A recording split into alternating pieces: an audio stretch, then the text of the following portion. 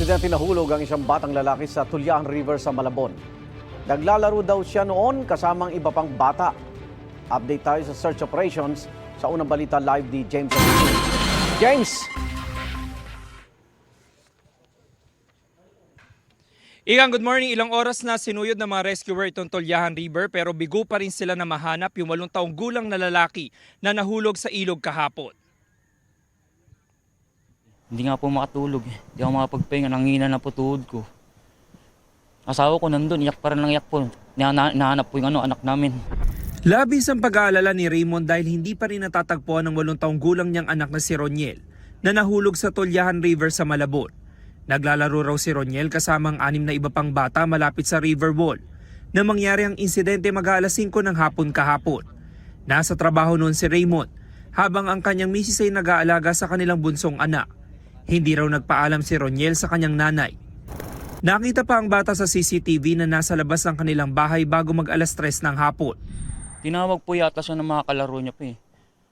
Tapos, bilang sabi sa akin, basta nag-chat sa akin yung asawa ko na nahuhulog daw yung anak ko. Hindi po marunong lumangoy yun. 8 taon pa lang po yun eh. Ang tiyahin ng bata nakausap ang isa sa mga kalaro at isang nakasaksi sa insidente. Humingi pa raw ng tulong ang bata bago tuluyang lumubog sa tubig. Umupo pa daw po dyan. May hawak na stick tapos winawagayway. Winawasik niya. Tapos nung pagtayo, yun na po yung nalaglag ko siya. Sabi din po nung isang bata din po na batang babae po nakalaro, yun yung kasama maglaro talaga dito. Dumungaw naman daw po. Pero yun pagkadungaw po, tumalisod po dyan sa may parang gutter. Kaya nalaglag daw po. Tulong-tulong sa search and rescue operation ng mga otoridad. Bandang alas 6 kagabi nang dumating ang mga rescuer mula sa Philippine Coast Guard. Gamit ang mga scuba gear sinuyod nila ang ilang bahagi ng ilog. Sa ilang oras na paghahanap, bigo silang makita ang bata. Alas 9:30 kagabi ng pansamantalang itinigil ang rescue operation.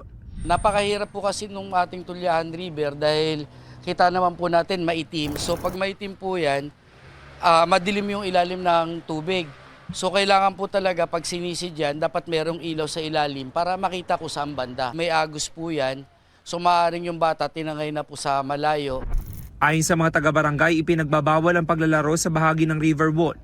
May harang itong bakod na kawayan at net, pero nakakalusot pa rin daw ang ilang bata. May bantay po kami doon para mangalaga doon sa mga halaman doon. Yun nga lang po siguro, aksidente yun na nahulog yung bata.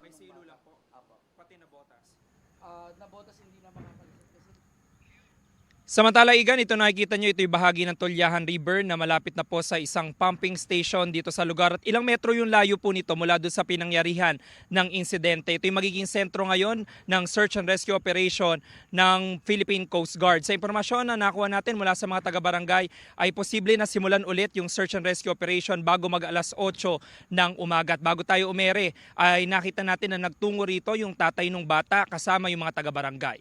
Yan ang unang balita mula po rito sa Malabon. Ako po si James Agustin para sa GMA Integrated News. Igan, mauna ka sa mga balita, mag-subscribe na sa GMA Integrated News sa YouTube para sa iba't ibang ulat sa ating bansa.